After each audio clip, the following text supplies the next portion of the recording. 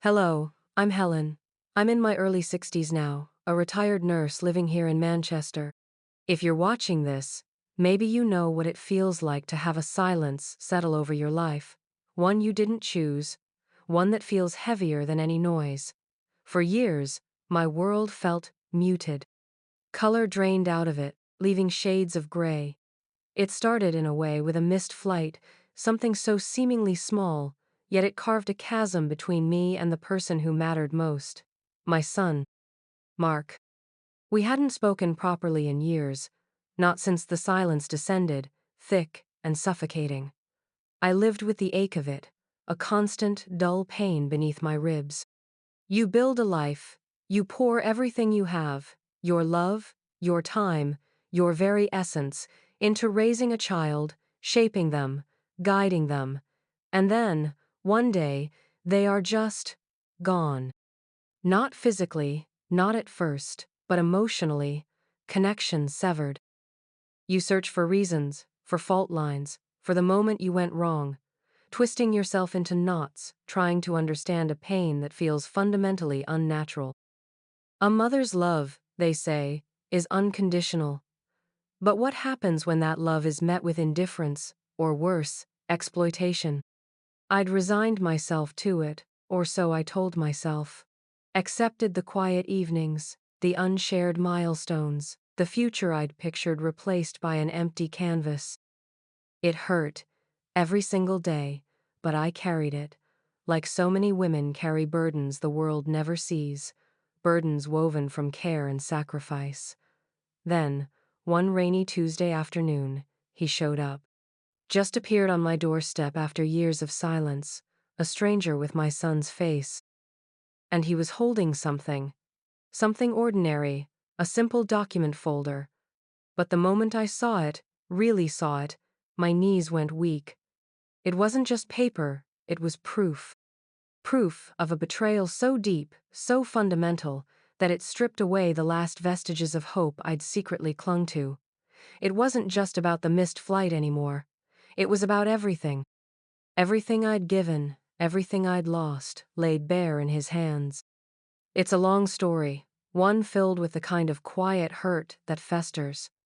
The kind of hurt that comes not from dramatic arguments, but from a slow, steady erosion of trust and respect. It's a story about how sometimes the people closest to you can be the ones who take the most, leaving you empty. But it's also a story about finding your footing again, even when the ground beneath you has crumbled. It's about realizing your own worth isn't tied to anyone else's approval or affection, and that finding your voice, even late in life, is the most powerful thing you can do. Let me tell you about it. Maybe, if you've ever felt invisible, taken for granted, or had your heart broken by someone you loved, you might see a piece of yourself in this story. Let me know where you're watching from in the comments below. The air felt thick that Tuesday afternoon, even indoors. Rain lashed against the bay window of my living room, blurring the view of the small, well-tended garden outside.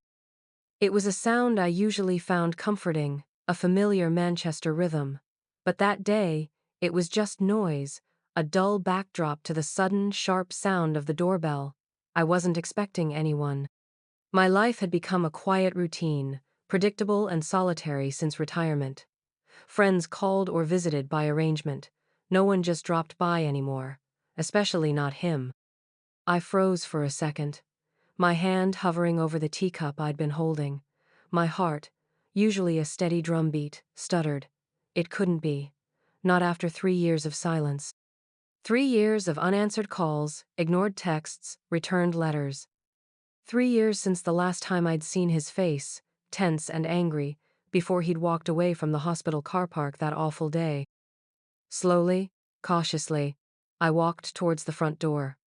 My reflection in the hall mirror showed a woman whose face held too many etched lines around the eyes, a network of past worries and present solitude.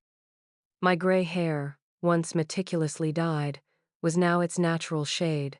Softer perhaps, but undeniable. I looked older than my years felt inside. My hand trembled slightly on the cold brass doorknob. I took a breath, letting it out slowly. Whatever this was, I would face it. I opened the door. He stood there, sheltered slightly by the small porch overhang. Mark, my son, 40 years old now, though the sight of him still made me feel a jolt of maternal instinct, a deep-seated urge to smooth his perpetually untidy hair or tell him to zip up his coat properly. He looked different. Thinner, maybe, a hardness in his eyes that hadn't been there in his younger years, even during our last painful interaction. He wore a suit, surprisingly, a dark, sensible one that looked slightly ill-fitting across his shoulders. In his left hand, clutched loosely, was a slim, battered document folder.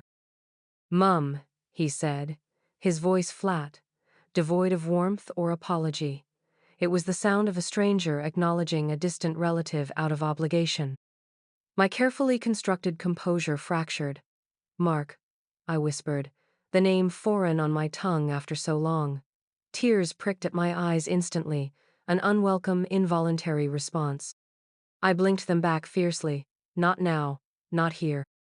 He didn't step forward, didn't attempt a hug, didn't offer any explanation for his sudden appearance. He just stood there, the rain dripping from his dark hair onto the damp flagstones. He held the document folder out slightly, like offering proof of identification rather than a peace offering. "I need to talk to you," he said. It wasn't a question. "Come in," I said, stepping back, pulling the door wider. My voice sounded brittle. I led him into the living room, the room where I'd nursed him through childhood illnesses, helped him with homework spread across the coffee table, watched films curled up on the sofa. It felt wrong having him here now, a ghost in a familiar space. He didn't sit down immediately. He stood by the fireplace, still holding the folder. The silence stretched, thick and heavy, punctuated only by the drumming rain. I sat on the edge of the sofa, my hands clasped tightly in my lap. The teacup was forgotten on the side table. "What is it, Mark?" I asked finally, my voice a little stronger. "Why are you here?" He looked at the folder, then back at me. His expression was unreadable, perhaps deliberately so. Then he held the folder out properly, extending his arm. "This," he said. "We need to sort this out." As he held it towards me, my eyes focused on the label stuck to the front of the folder. It was faded, slightly peeling at the edges, but the words were still clear. Typed in a familiar, slightly old-fashioned font, they read, "Deeds, 24 Maple Avenue. My house." The air left my lungs in a rush. My knees, already feeling weak, threatened to give out entirely. This wasn't just any document folder. This was the folder containing the legal deeds to my home. My home, which I'd bought with my late husband, David, after years of saving, after countless double shifts as a nurse, after sacrificing so much. The house where I'd raised Mark. The house that represented security, stability, everything I had built, and everything I had left. But why did he have it? A cold dread, sharp and immediate, pierced through the dull ache I usually carried. This wasn't just a visit from an estranged son, this was something else entirely. Something connected to the very foundation of my life. And suddenly, the missed flight, the event that had precipitated the silence, loomed large in my mind. A dark shadow connecting past and present. "What? What are you doing with this?" I managed to choke out, my voice barely above a whisper. He finally walked over, placing the folder on the coffee table between us with a soft thud. He sat down opposite me, leaning back in the armchair, looking entirely too comfortable for the bombshell he had just dropped. "It's complicated, Mum," he said, using that same flat tone. "There are some issues, legal issues, with the ownership." Ownership? My ownership? I stared at the folder, then at him, my mind reeling. How could there be issues with the ownership? The house was mine, outright, since David passed away, and the mortgage was paid off. It was the one secure thing in my life. "What kind of issues, Mark?" I asked, forcing the words out. The tears were back, but this time they were hot and angry, not sad. He sighed, a sound of weary exasperation that he often used to convey that I was being difficult. "Look, It's a long story. It goes back a few years, to that time, when you couldn't make it. That time? My voice rose slightly. You mean the time I missed my flight and jeopardized my job because I was driving 3 hours out of my way to pick up your girlfriend from the airport after you double-booked yourself and couldn't get there? He shifted uncomfortably. It wasn't just about that one trip, Mum. It was the timing. That meeting you missed. It had consequences. Consequences for me, I corrected, my voice trembling with building emotion. I nearly lost my job. I lost out on early retirement options that would have made things much easier later. I lost income that year. All because I dropped everything, like I always did, to bail you out. He waved a hand dismissively. Yeah, all right, I know. But what happened after that? Financially. It linked into some things I was trying to set up. Investments. Property. Property. That word hung in the air. Maple Avenue. My house. What does my house have to do with your investments, Mark? I asked, dread pooling in my stomach. He picked up the folder again, opening it slowly. He didn't throw the papers inside, crisp white against the worn cardboard. Well, when you missed that meeting, it meant you couldn't access that specific fund, could you? The one tied into the hospital's long-term benefits plan. I nodded, my throat tight. It was a specific, time-sensitive option for nurses nearing retirement. Missing the sign-up window had cost me significantly. Right, he continued, not meeting my eyes. And at the time I needed some capital, for a venture, and we talked, didn't we? You said you wanted to help me get started. I offered you some savings, Mark, I said. A gift. To help you put a deposit on a sensible flat, like we discussed. Not for ventures. And I told you I'd need to wait until that hospital fund came through to free up the extra capital. Yes, well, the fund didn't come through, did it? He said, looking up now, his eyes sharp. Because you missed the deadline, and my opportunity was time-sensitive. So, we made other arrangements. Other arrangements? My mind raced, sifting through memories. He'd been pressing me for money around that time, constantly talking about amazing opportunities that required immediate investment. I'd felt stressed, caught between wanting to help him and needing to protect my own future after David died. What arrangements, Mark? I asked, my voice dangerously low. He pulled a folded document from the folder. This, he said, unfolding it. It was a legal-looking paper, heavy with official stamps and signatures. This is a joint ownership agreement. Joint ownership?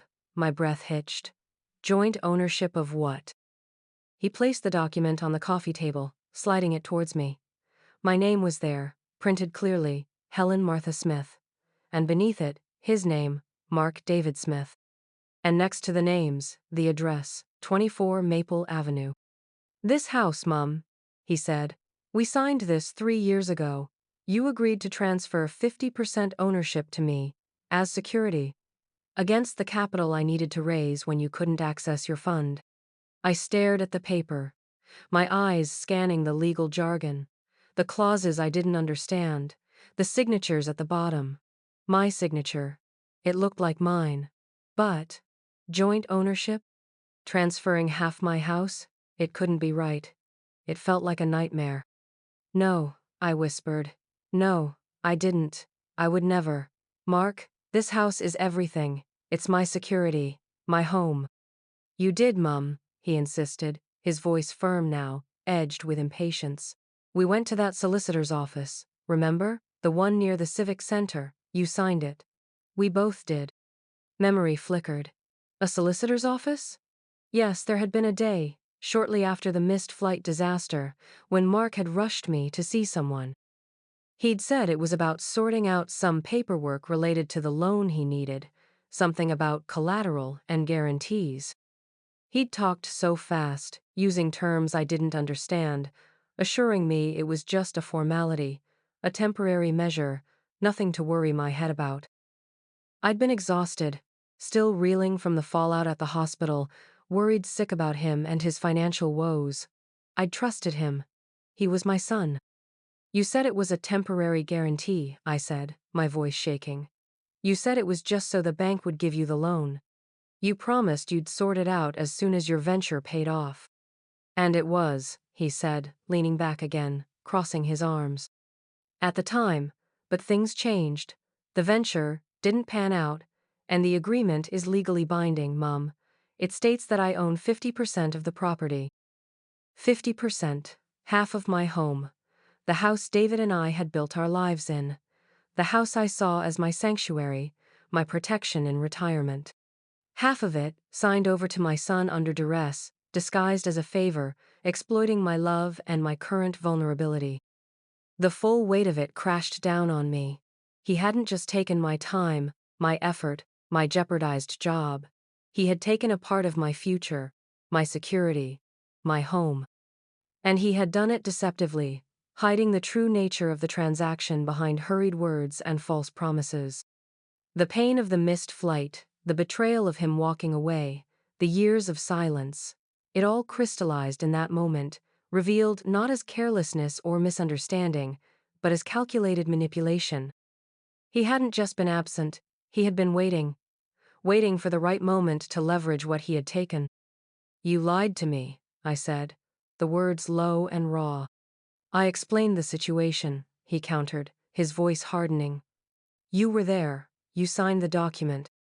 You didn't explain anything, I cried, tears streaming down my face now, hot and unstoppable. You rushed me.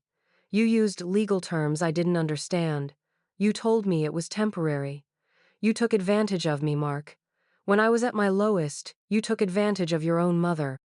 He recoiled slightly at my outburst, but his expression quickly settled back into a mask of wounded righteousness. That's not fair, Mum. I was under pressure. I needed help. You were the only one who could provide the security, and you did say you wanted to help. Helping is one thing, I sobled, wiping at my eyes with the back of my hand. Taking half of my house without me fully understanding is another. This is everything I have. This is my security. How could you do this? How could you do this to me? It was a necessary step at the time, he said, his tone cold. Business. It doesn't have to change anything practically. I'm not asking you to leave. Not yet. Not yet? The implication hung heavy in the air. What was he asking? Why was he here now, after years of silence, showing me the deeds to my house? He picked up another document from the folder. The issue is, there are debts against my share now. From the failed venture, the creditors are asking questions. They know I have assets. He tapped the joint ownership agreement. They know about this. Debts. His failed venture, creditors, and my house, half of it, was now tied up in his financial mess. This was the consequence of his opportunities, the price I was unknowingly paying for his poor decisions and his willingness to leverage his own mother's home. So, what do you want, Mark? I asked, my voice flat with despair, the energy drained out of me, replaced by a cold, empty ache. He leaned forward slightly. They're proposing a settlement, a way to clear the debt and release my share, but it requires cooperation from both owners. Cooperation? They want to force a sale, Mum, he said, his eyes finally meeting mine, but they were hard, calculating. Of the property, to cover the debts. Force a sale, of my home, to pay his debts. The betrayal wasn't just in the signing of the deed under false pretenses. It was in this moment, him arriving after years of silence, not to reconnect, not to apologize, but to tell me he needed to sell my house out from under me. Something inside me snapped. The years of quiet suffering, the pain of his absence, the deep wound of his indifference, it all coalesced into a hot surge of righteous fury. I wasn't that quiet, anxious woman who had signed papers she didn't understand 3 years ago. I had spent the last 3 years grieving not just the loss of my son, but the loss of my own agency, my own voice.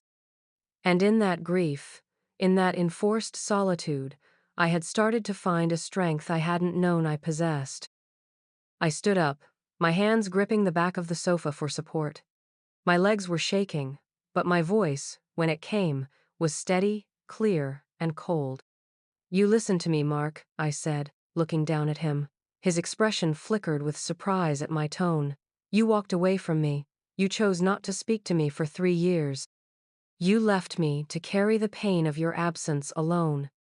And you did all of this after you tricked me into signing away half of my home, using my love for you, my desire to help you, against me.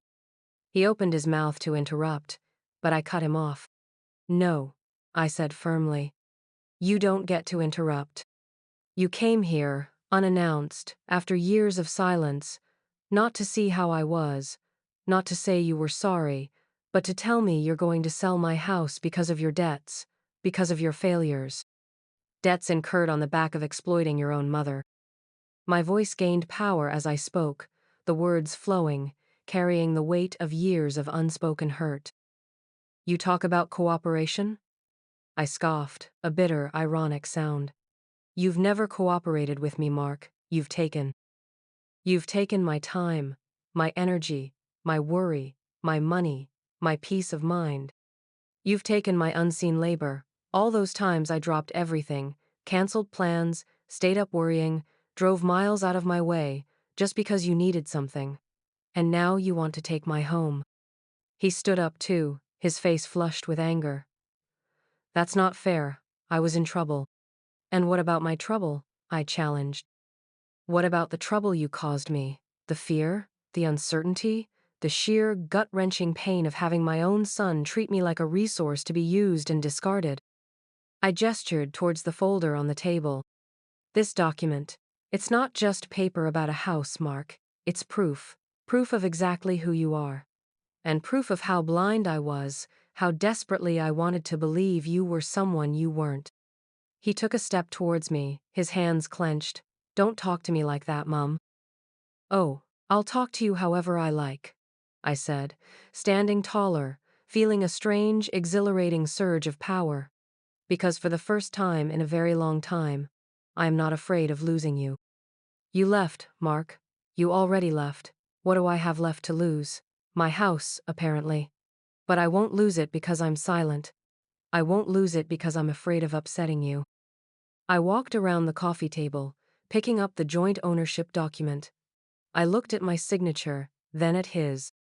It felt like a relic from a past life, a life where I allowed myself to be defined by his needs, his expectations, his whims. You want me to cooperate? I asked, holding the paper up. Here is my cooperation. With trembling hands, but a steady resolve, I slowly, deliberately, tore the document in half. The sound of the paper ripping seemed deafening in the quiet room. I tore it again, and again, into smaller and smaller pieces, letting them flutter to the floor like snowflakes. Mark watched, his eyes wide with disbelief, then anger. What are you doing? You can't do that. That's a legal document. It was, I said, dropping the last pieces onto the growing pile at my feet. And maybe it still is, legally, but it's also a symbol of your betrayal, of your manipulation, and of my silence, and I am tearing that silence to pieces. I walked over to the fireplace, picking up the small framed photograph of David and me from our wedding day.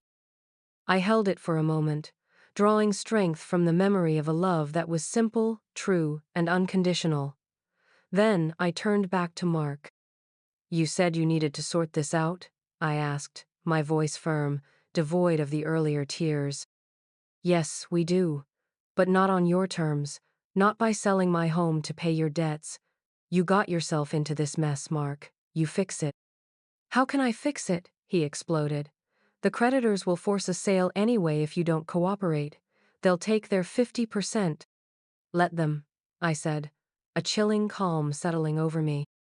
Let them try. I will fight them. I will fight you. I will fight anyone who tries to take my home. I have nothing left to protect but this, and my own dignity. You think you can fight a legal case? He scoffed, recovering some of his arrogance. You're a retired nurse, Mum. You don't know anything about property law or insolvency. Maybe not, I conceded. But I know right from wrong, and I know that you tricked me. I have witnesses, I have memories, and I have nothing to lose.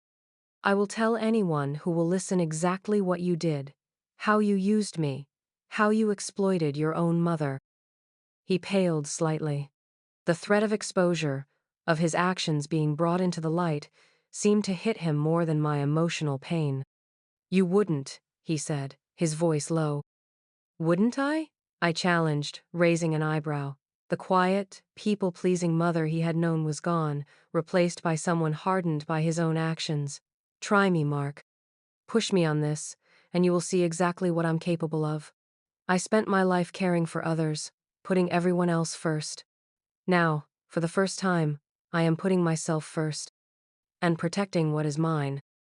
I walked back to the coffee table and picked up the folder containing the remaining deeds. I clutched it to my chest. "This is my home," I said, my voice soft but resolute. "You don't own half of it in any way that matters to me. Not anymore. You severed that connection when you walked away. You severed it again when you showed up here today with this." I gestured to the torn pieces of paper scattered on the floor. "So, you're just going to refuse?" he asked, his voice tight with frustration. "You're going to let the creditors come after your half too? You're going to jeopardize everything?" "No, Mark," I said clearly. "You are jeopardizing everything, and yes, I am refusing. I am refusing to be used anymore. I am refusing to be silent. I am refusing to let you or anyone else take advantage of me again." I walked towards the front door, leaving him standing among the scattered pieces of paper. He didn't move. "Get out, Mark," I said, opening the door to the sound of the relentless rain. He stared at me, his face a mixture of anger, shock, and something that might have been a flicker of fear. He didn't say anything. He just turned and walked out, stepping back into the driving rain. I watched him walk down the garden path, a solitary figure disappearing into the gray. I closed the door quietly behind him. The house was silent again, but it was a different kind of silence. Not empty, but peaceful. The only sound was the rain, and the pounding of my own heart, not with fear, but with a strange, exhilarating sense of freedom. I stood there for a long moment, the folder of deeds clutched tight. My hands were still shaking, but my mind was clear. The ripped pieces of the joint ownership agreement lay on the carpet. They were just paper now, meaningless scraps where a binding contract had once been. For me, the true contract, the one based on love and trust, had been broken years ago. I walked back to the sofa and sat down, exhausted but strangely exhilarated. The storm outside raged on, but the storm inside me had finally broken. All those years of pain, of questioning myself, of wondering what I had done wrong, it wasn't about me, it was about him. His choices, his character, his inability to see me as anything other than a means to an end. The unseen female labor I had performed my entire life, the emotional support, the practical help, the endless worrying, the silent sacrifices, had culminated in this.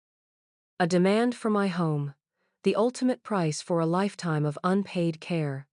But I had finally refused payment. I had drawn a line in the sand. I spent the next few days in a whirlwind of activity.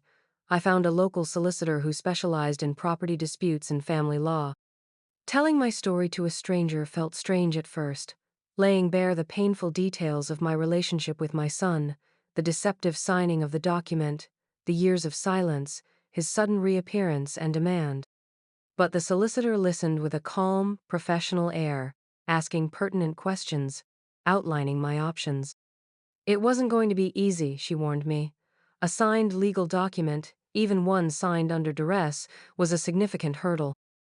It would require proving that I didn't understand what I was signing, that I was misled, that the terms were unfair given the circumstances. But she believed we had a case. Especially given the long period of estrangement and the context of how the document was presented and signed. Knowing I had legal support felt like a weight lifting. I wasn't alone in this fight. I had someone who understood the law, who could navigate the system Mark had tried to use against me. Mark tried to contact me a few times after that. Text messages, then emails, increasingly agitated, demanding to know what I was doing, threatening legal action himself if I didn't cooperate. He even sent his partner, Sarah, to my house one afternoon. Sarah, the girlfriend I'd driven hours to pick up that fateful day, stood on my doorstep looking uncomfortable, rehearsing lines about family disagreements and finding a reasonable solution. "Mark's really stressed, Helen," she'd said, twisting her hands. "These creditors. It's serious. He just needs you to sign the papers so he can settle it. It's not about taking your house, not really. It's just business. Business that involves selling half of my home to pay off debts he incurred without consulting me after he tricked me into signing it over?" I replied, my voice calm but firm. "No, Sarah, this isn't just business. This is about years of Mark taking advantage of me, and I won't allow it anymore." She tried to guilt-trip me. "But he's your son, your family. You should help him." "I helped him my entire life, Sarah," I said, my voice softening slightly, tinged with sadness. "And look where it got us. He hasn't been family to me for a long time. He's been a stranger who turns up when he needs something, and this time he needs too much." I closed the door gently but decisively. That felt powerful too. Saying no. Refusing to be drawn into his narrative, his manufactured crisis designed to make me feel guilty and compliant. My solicitor advised me not to communicate with Mark directly anymore. All communication would go through her. This created a buffer, protecting me from his attempts at manipulation and emotional blackmail. It felt strange at first, handing over control of such a personal, painful matter to a professional. But it was necessary. It depersonalized the conflict, making it a legal issue instead of a mother-son drama designed to exploit my feelings. The legal process was slow and draining.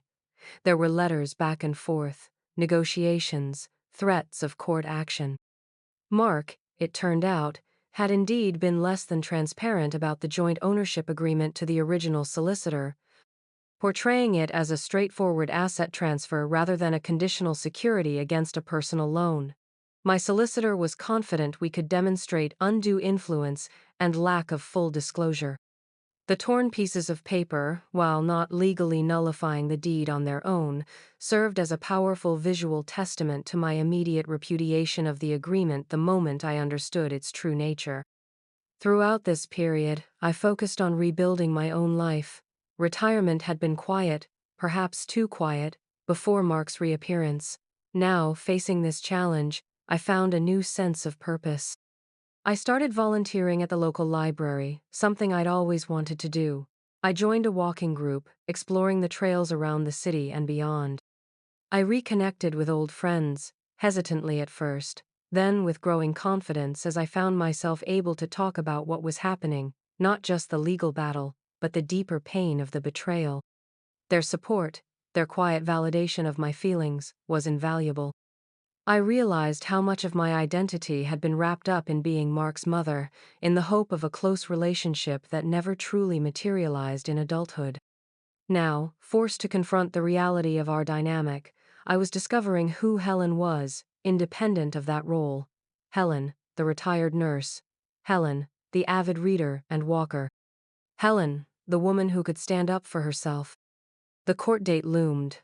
The thought of facing Mark in a courtroom was daunting, but I was determined. My solicitor was well prepared. The evidence of his deception, the history of his financial struggles and requests for money, the context of the missed flight, it all built a picture of a son who saw his mother as a resource to be tapped, not a person to be cherished. On the morning of the hearing, I felt a knot of nerves in my stomach, but as I walked into the courtroom, I saw Mark sitting with his solicitor, looking pale and anxious. He avoided my gaze. I sat with my solicitor, keeping my back straight, my head held high. This wasn't just about the house anymore. It was about justice. It was about validating my worth, the years of unseen labor, the sacrifices he had so readily dismissed. The hearing was less dramatic than I had imagined. Solicitors presented arguments, referencing statutes and case law. Mark had to give evidence, stammering through explanations of his business dealings and the circumstances surrounding the signing of the deed. He tried to portray me as forgetful or confused, but my solicitor countered with detailed accounts of my nursing career, my sharp mind, my careful management of my finances. All evidence that I was not someone easily duped unless actively misled by someone I trusted implicitly. When it was my turn, I spoke clearly, recounting the events of that day in the solicitor's office, the hurried words, the assurances that it was just a formality, the pressure I felt to help my son, the deep shock and pain when he reappeared with the deeds and revealed his intentions. I spoke about the years of silence, the emotional toll, the feeling of being discarded. I didn't exaggerate, didn't dramatize. I just told the truth, plainly and simply. The judge listened intently. He asked thoughtful questions. He seemed to understand that this wasn't just a property dispute. It was a story of a toxic family dynamic, of manipulation and exploitation disguised as love and need. The judgment came a few weeks later. The joint ownership agreement was ruled void. The judge found that I had signed the document under undue influence, without full understanding of its nature and implications, exacerbated by the pre-existing relationship of trust and dependence which Mark had exploited. The deeds to 24 Maple Avenue NU were confirmed as being solely in my name. Reading the judgment was like reading a vindication of my entire experience. It acknowledged the deception, the exploitation, the unfairness of it all. It wasn't just a legal victory, it was an emotional one. It validated my feelings, confirmed that I hadn't been crazy, hadn't been overreacting. What he had done was wrong, and the law had finally agreed. Mark didn't contact me after that, not directly. I heard through distant family members that he was struggling, facing bankruptcy. The creditors were pursuing him for the full amount now that the house was off the table. I felt no joy in his hardship, but also no guilt. He had made his choices. His actions had consequences, and for the first time, those consequences were falling on him, not on me. Life settled into a new rhythm. The house felt different now, lighter, truly mine. The shadow that had hung over it, the fear that it could be taken, was gone. I still had moments of sadness about the fractured relationship with my son, the son I had loved and raised. The hope of reconciliation, of a warm, loving connection, had been extinguished by his actions.